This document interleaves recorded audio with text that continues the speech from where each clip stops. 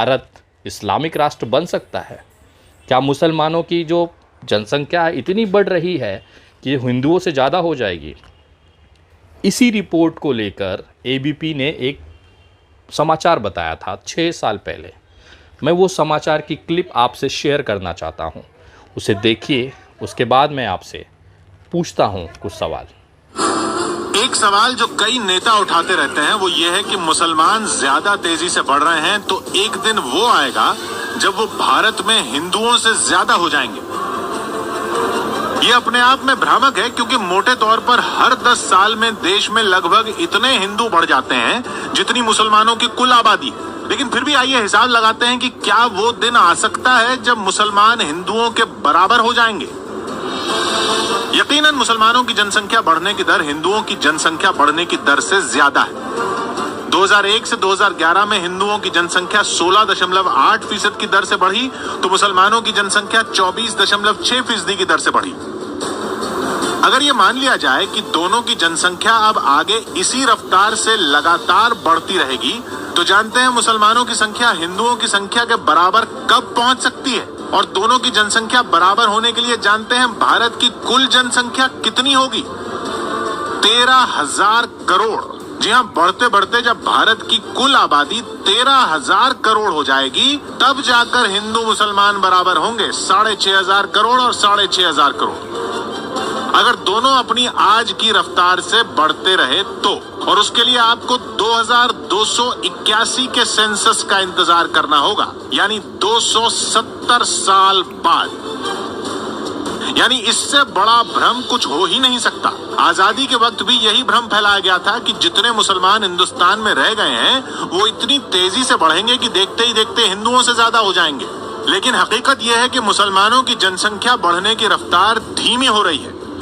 1981 से 1991 में मुसलमानों की जनसंख्या बढ़ने की दर 32.9% थी, जो 1991 से 2001 में घटकर 29.3% हो गई। और 2001 से 2011 के ताजा आंकड़ों में ये दर घटकर 24.6% रह गई है। मुसलमानों के मुकाबले हिंदुओं की जनसंख्या बढ़ने की दर कम तेजी से गिरी है। 1981 से 1991 में हिंदुओं की जनसंख्या बढ़ने की दर 22.8% थी, जो 1991 से 2001 में घटकर 20% हो गई। और 2001 से 2011 के ताजा आंकड़ों में यह दर घटकर 16.8% हो गई।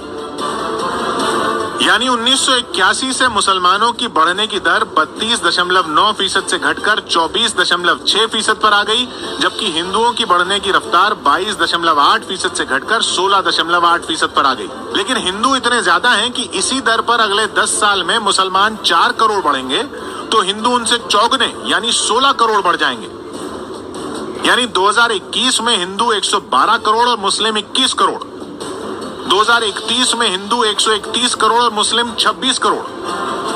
बढ़ते बढ़ते 100 साल बाद 2111 में हिंदू 455 करोड़ और मुस्लिम 155 करोड़। और 200 साल बाद 2211 में हिंदू 2150 करोड़ और मुस्लिम 1400 करोड़।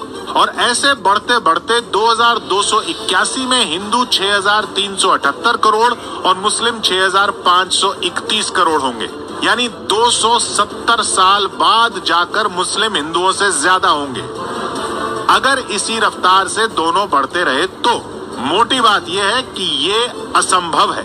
जैसे जैसे देश में शिक्षा और संपन्नता बढ़ेगी, हर समुदाय की बढ़ने की रफ्तार लगभग बराबर होने लगेगी, जैसा विकसित देशों में होता है।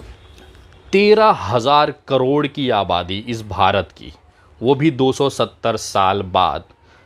तब जब ना आप रहोगे ना मैं रहूँगा, ना इस समय जिंदा कोई इंसान उस समय रहेगा, ये देखने के लिए कि हिंदू और मुसलमान बराबर हुए क्या। 135 करोड़ के भारत को ये सरकार संभाल नहीं पा रही है, न युवाओं को रोज़गार दे पा रही है, न गृहिणियों को सस्ता सिलेंडर देकर महंगाई कम कर पा रही है, न उचित शिक्षा दे पा रही है, न स्वास्थ्य सुविधाएं अस्पताल में मिल पा रही है। ऑक्सीजन की कमी से कितने ही बच्चे, कितने ही लोग रोज़ मर रहे हैं।